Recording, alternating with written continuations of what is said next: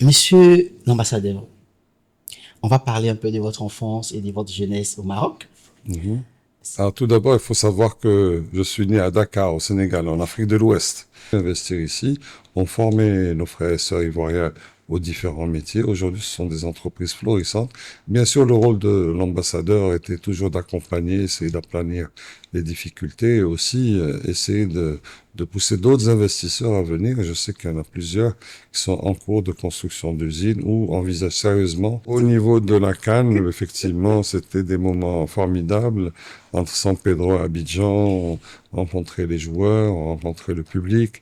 Et le plus beau moment de la Coupe d'Afrique pour moi a été le moment où je conduisais, enfin je conduisais pas, j'étais avec mon chauffeur, mais on rentrait du stade de San Pedro, qui est, comme vous le savez, à l'entrée de la ville, vers la corniche où j'étais à l'hôtel, et avec toute cette population agitant les drapeaux marocains, parce que la victoire du Maroc de ce jour-là avait permis la qualification de la Côte d'Ivoire. Je pense que l'environnement est une question fondamentale à l'échelle planétaire. Et je pense que chaque individu doit mettre un effort particulier, son effort particulier, pour essayer de contribuer à la préservation de la planète au sein d'ONG telles que la vôtre, au sein d'activités, somme toute symboliques au niveau du nettoyage de la plage, mais c'est un acte qui montre l'engagement pour ces questions-là. Bienvenue dans cet épisode spécial de l'invité de la durabilité. Aujourd'hui, j'ai l'immense honneur de recevoir son Excellence Monsieur Abdelmalek Kettani, ambassadeur du Royaume du Maroc en Côte d'Ivoire. Son Excellence, Monsieur l'ambassadeur, merci de nous recevoir à votre résidence ici à Abidjan. Bonjour à tous, merci de m'inviter à votre émission, c'est un réel plaisir. Merci. Alors, diplômé d'HEC Montréal au Canada et de l'université Georgetown à Washington aux États-Unis, Monsieur Kettani a évolué dans le secteur privé en tant que dirigeant d'entreprises nationales et multinationales. Engagé également, il a dirigé la commission de la responsabilité sociétale des entreprises au sein de la Confédération générale des entreprises du Maroc avant d'être nommé ambassadeur à Abidjan en 2016. Après plusieurs années au service du renforcement des relations entre le Maroc et la Côte d'Ivoire, M. Kettani s'apprête à quitter ses fonctions. Dans cet épisode, il revient avec nous sur son parcours, ses souvenirs marquants, ses engagements pour une coopération sud-sud durable et surtout son regard d'homme de terrain sur une Afrique en plein mouvement. Alors, installez-vous confortablement parce que la conversation s'annonce très inspirante. Alors, monsieur l'ambassadeur, on va parler un peu de votre enfance et de votre jeunesse au Maroc. Mhm. Pouvez-vous nous parler un peu de comment vous avez grandi, dans quelle ville vous avez grandi et quels sont les souvenirs qui ont marqué cette période de votre enfance et aussi de votre jeunesse? Alors tout d'abord, il faut savoir que je suis né à Dakar, au Sénégal, en Afrique de l'Ouest. Ah, Donc je suis un Africain de cœur, de sang aussi, parce que mon arrière-grand-mère est sénégalaise. super. Donc vous savez que la relation entre le Maroc et l'Afrique n'est pas nouvelle. C'est une Afrique que nous portons dans notre cœur depuis des dizaines et des dizaines d'années, si ce n'est plus, parce que mon arrière-grand-père s'est installé au Sénégal dans les années 1890. Et il a épousé mon arrière-grand-mère, qui a eu ma grand-mère, qui a eu ma mère, etc. Donc nous avons une longue histoire avec l'Afrique. Et le commerce entre le Maroc et l'Afrique est une vieille histoire et qui se perpétue aujourd'hui avec beaucoup de bonheur. Super. Donc la jeunesse, effectivement, a commencé à Dakar.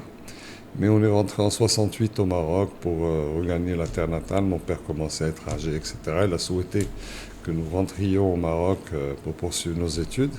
Et donc c'était une période sereine, une belle période, et qui a perduré jusqu'à ce que je parte au Canada, effectivement, en 1982, pour poursuivre mes études supérieures à HEC Montréal, comme vous l'avez mentionné.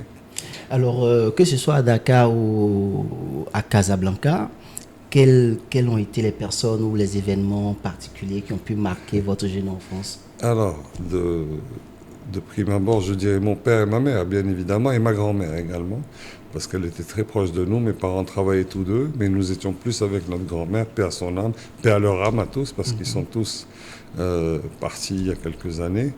Et nous avons grandi dans une maison sereine avec nos parents. Et bien évidemment, nous avions les amis des parents, la famille, et nous avons grandi dans un environnement serein, moderne, mais aussi plein de valeurs traditionnelles qui nous ont permis de forger ma réputation, ma personnalité et également donc les valeurs profondes qui m'animent jusqu'à ce jour. Alors, c'est vrai que vous avez fait le Sénégal, après vous êtes retourné au Maroc, et puis après vous êtes retrouvé en Occident, donc au Canada et aux États-Unis. Alors, c'était quoi les différentes étapes clés de votre formation? Alors déjà, HEC Montréal, après HEC Montréal, j'étais recruté à Londres, chez Gillette, les rasoirs, que tout le monde connaît. J'étais responsable marketing assistant, comme j'étais un jeune débutant, donc j'étais assistant brand manager, comme on disait. Après, ils m'ont envoyé au Koweït en tant que directeur du marché koweïtien à 23 ans. Euh, Par la suite, j'étais à Dubaï, où j'étais responsable un peu de la région sur le plan marketing. Ensuite, je suis retourné au Maroc en 91 en tant que directeur adjoint, directeur général adjoint commercial de Gillette Maroc. Et là, après, j'ai rejoint d'autres groupes marocains en tant que directeur général pour ensuite monter ma propre entreprise qui a perduré jusqu'en 2008-2009. Et après, donc, je me suis inscrit dans la dynamique sociétale du Maroc avec la CGM, avec un certain nombre d'associations telles qu'Alternative, qui a été très formatrice. Je pense à mes mentors, professeur Ali Ben Amour, Feu Driss Ben Ali, et tant d'autres qui ont forgé un peu ma conscience politique et qui m'ont permis d'évoluer jusqu'à aujourd'hui dans le monde dans lequel nous vivons. Donc c'était un enracinement patriotique du fait de mon père déjà à la base, mais aussi qui a perduré jusqu'à ce jour pour bien évidemment servir la monarchie marocaine et aussi le royaume du Maroc. Et on voit aujourd'hui l'évolution remarquable qu'a connue mon pays depuis ces 25 dernières années. Et nous sommes très très fiers effectivement de cette évolution. Je suis un parmi tant d'autres qui ont contribué un tant soit peu à ce rayonnement, en particulier en Afrique. Alors, mais avant même de revenir peut-être au Maroc, lorsque vous étiez à l'international, je pense et je suppose que vous étiez bien payé parce que là, vous avez travaillé, après vous avez été affecté en tant qu'expatrié dans d'autres pays. Pourquoi n'avoir pas continué et puis décider après tout ça de rentrer en Afrique?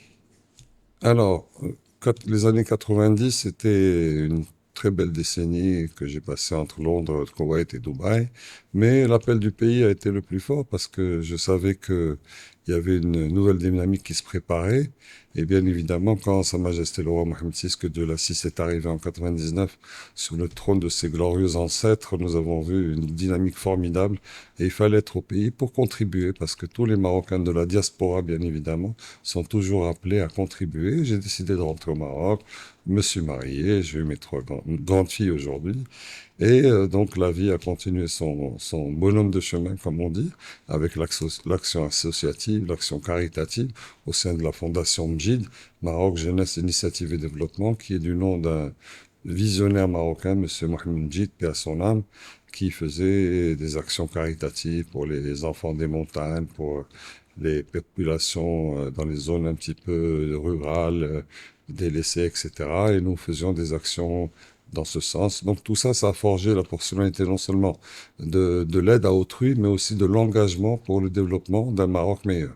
D'ailleurs, sur ma page Facebook, vous allez voir humaniste engagé pour un Maroc toujours meilleur pour tous. Donc c'est ma devise. Alors, je comprends aisément le fait que vous soyez aussi proche des associations, des jeunes en Côte d'Ivoire, parce que ça relève aussi de votre passé, avec Absolument. votre engagement au sein Absolument. de la société civile.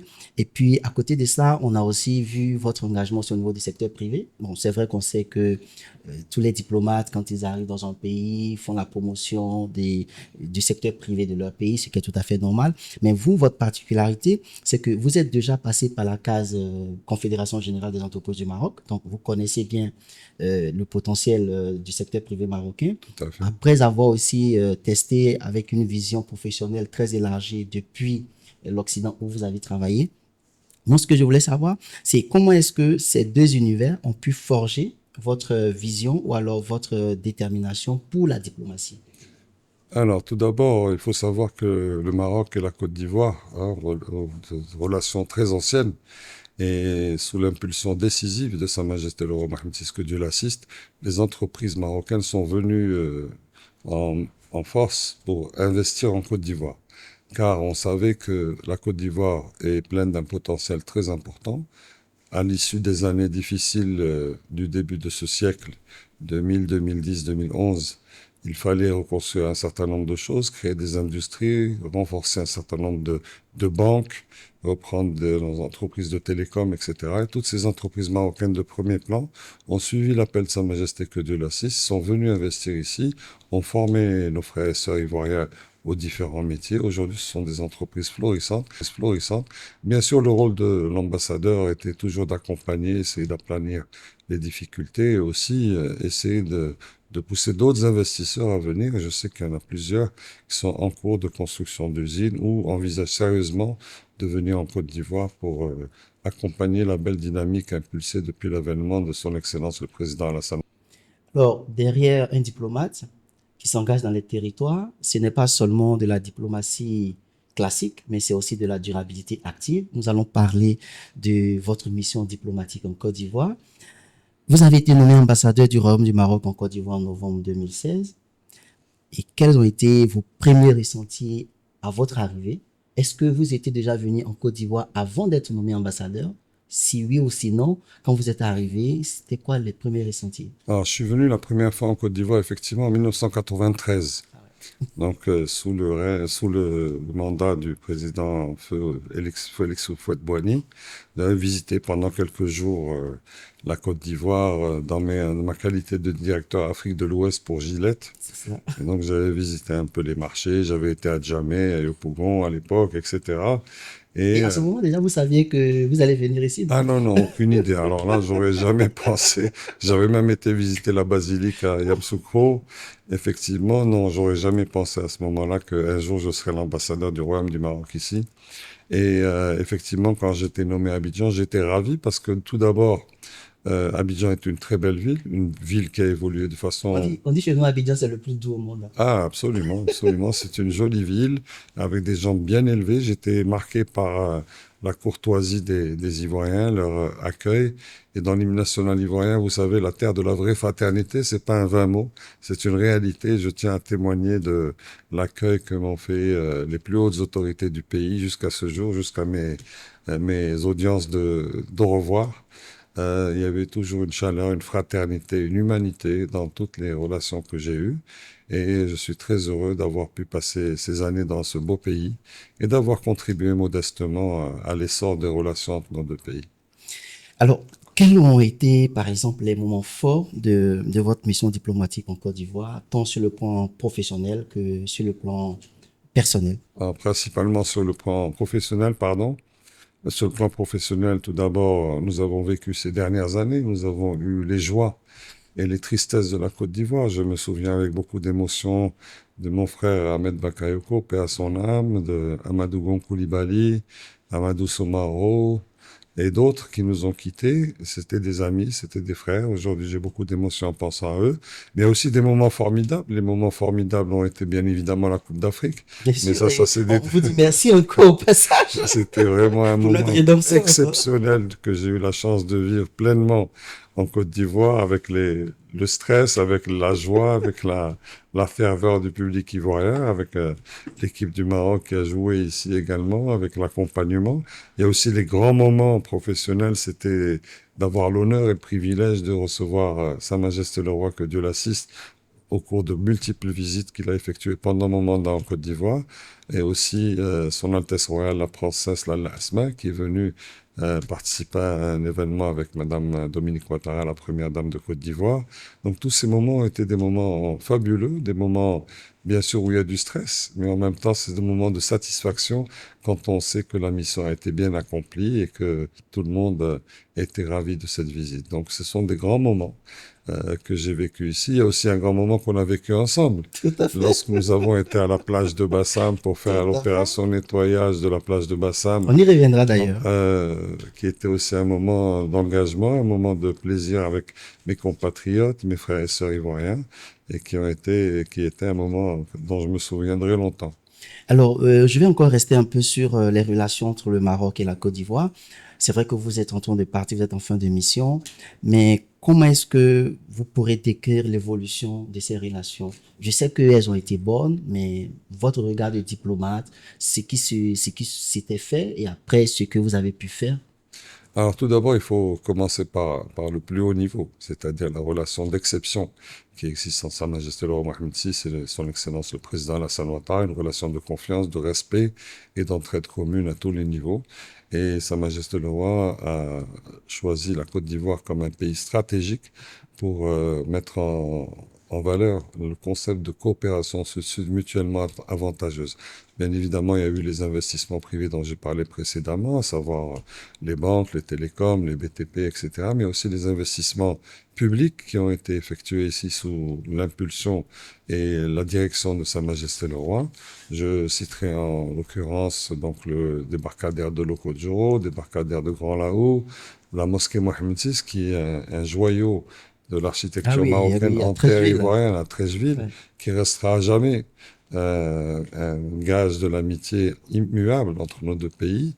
Il y a aussi le projet de la baie de Cocody, le projet iconique de la baie de Cocody qui s'est bien développé. J'ai vu la première pierre du pont Alassane Ouattara jusqu'à son inauguration, le carrefour de l'Indénié, le lancement des travaux, du développement de Bassam au niveau de l'ouverture de l'embouchure du fleuve Comoé et tant d'autres projets qui ont vu le jour.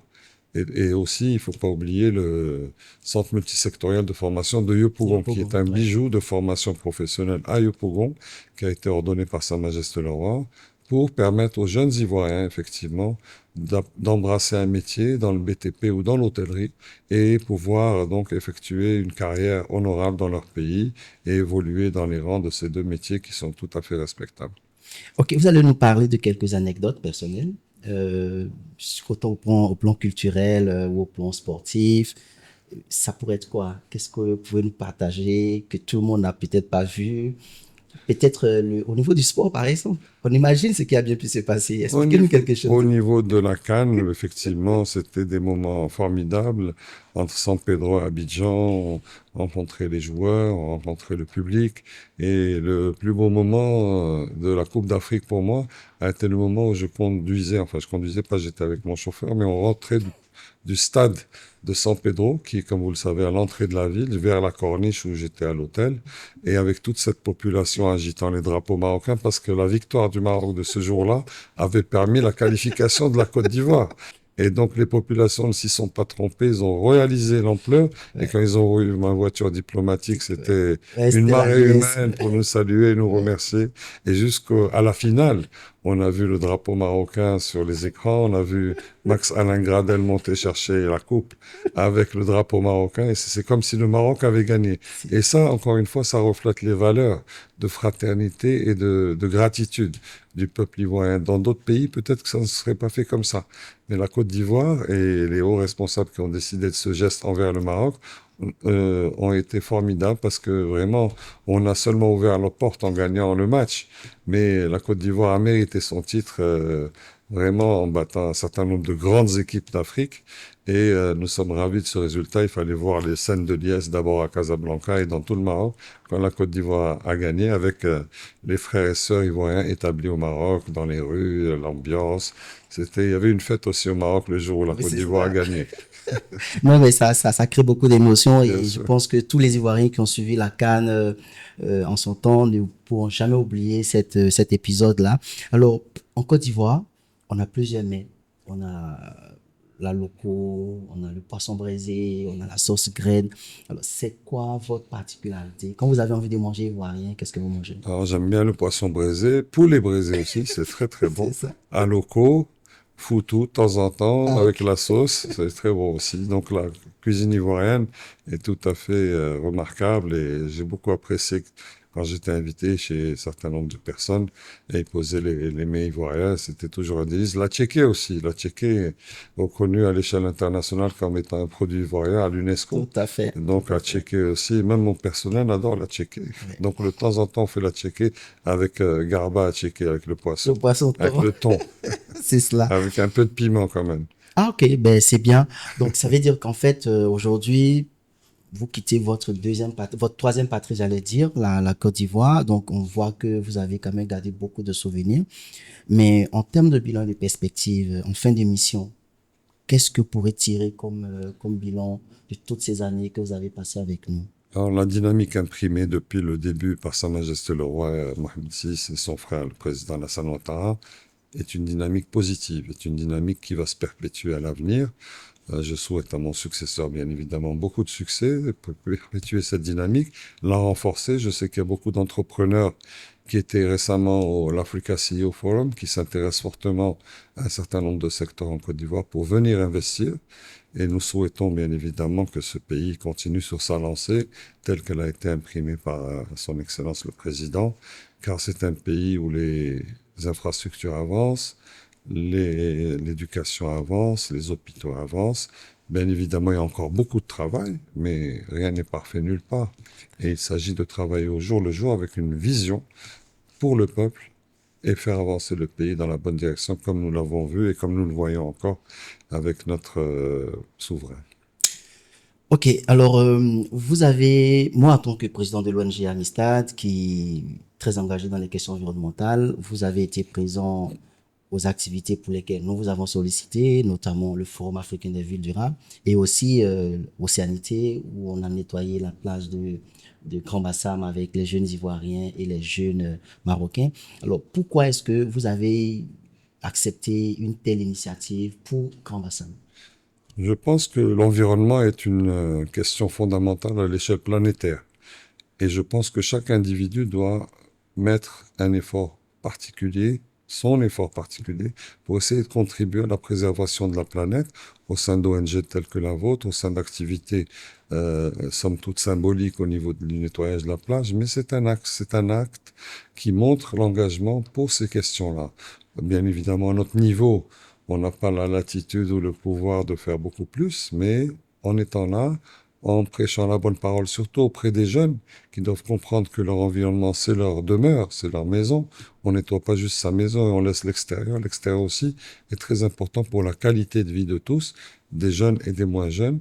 Et je pense que votre association joue un rôle louable, un rôle important pour sensibiliser les jeunes, mais aussi faire avancer un certain nombre d'idées et de projets éventuels pour préserver la planète et aussi préserver l'environnement en Côte d'Ivoire, c'est très important. Alors, concernant les relations diplomatiques entre la Côte d'Ivoire et le Maroc, il y a aussi des coopérations décentralisées entre les collectivités ivoiriennes et les collectivités marocaines. Tout Est-ce que à vous pouvez fait. nous en dire quelque chose? Alors, le ministère de l'Intérieur du Royaume du Maroc a un budget effectivement qu'il alloue à certaines régions qui en font la demande. Il y a un dossier à remplir avec un certain nombre de critères, de documents à pourvoir sur le projet, les retombées socio-économiques, etc. Et je sais que, par exemple, il y a un stade qui va être construit à Danané. Ok. Mon frère Mabry, le ministre conseiller du président, est aussi président de la région du Tongpi.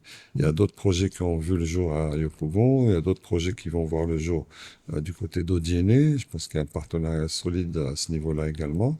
Et c'est une initiative louable qui permet d'abord de rapprocher les collectivités locales et aussi d'apporter, s'il en était besoin, effectivement, une aide financière à la réalisation de projets, encore une fois, pour le bénéfice des populations. Excellence, Monsieur l'ambassadeur, quel pourrait être votre message à l'endroit de tous ceux qui nous suivent, notamment les jeunes Africains et aussi les entrepreneurs, qu'ils soient dans les ONG ou dans le secteur privé? L'Afrique, tout le monde le dit, a un potentiel formidable. Et la jeunesse que j'ai vue en Côte d'Ivoire en particulier, que je connais mieux que d'autres pays, a un grand potentiel et a beaucoup de talent à tous les niveaux, que ce soit au niveau artistique, au niveau entrepreneurial. On n'a qu'à voir les jeunes qui se débrouillent pour faire des métiers, etc., et qui gagnent leur vie très honorablement. Je pense que cette dynamique de l'Afrique doit perdurer sous le leadership de nos chefs d'État respectifs, mais aussi nous devons nous prendre en charge. On ne doit pas tout attendre, si vous voulez, de l'institution gouvernementale ou étatique. Nous devons nous prendre en charge dans le cadre d'ONG, dans le cadre d'organisations non gouvernementales qui militent pour ces questions-là, et faire entendre la voix des jeunes. Parce que les jeunes, c'est eux qui demain vivront dans cet environnement, c'est eux qui vivront dans leurs entreprises. Les jeunes entrepreneurs C'est une mission qui n'est pas facile, surtout avec la difficulté de financement souvent, etc. Mais il y a des passerelles avec le microfinancement, avec un certain nombre de projets internationaux ou même locaux qui permettent aux jeunes d'entreprendre et de créer des entreprises qui, demain, deviendront grandes, recruteront des jeunes et contribueront non seulement à la croissance économique, mais aussi à la résorption du chômage et de l'harmonie sociale surtout. Merci infiniment, Excellence, Monsieur l'ambassadeur, pour ce moment de partage sincère et surtout inspirant. Votre parcours, votre engagement et votre vision pour une Afrique forte et solidaire résonnent profondément avec les valeurs que nous portons ici à l'invité de la durabilité. À travers vos mots, nous avons voyagé du Maroc à la Côte d'Ivoire en passant par le Sénégal. Nous avons aussi découvert des ponts d'espoir, de coopération et d'humanité. Merci d'avoir accepté d'ouvrir cette première page avec nous et avec vous qui nous écoutez. N'oubliez pas, chaque action compte pour construire des territoires durables. On se retrouve très bientôt pour un nouvel épisode. C'était l'invité de la durabilité. À très vite.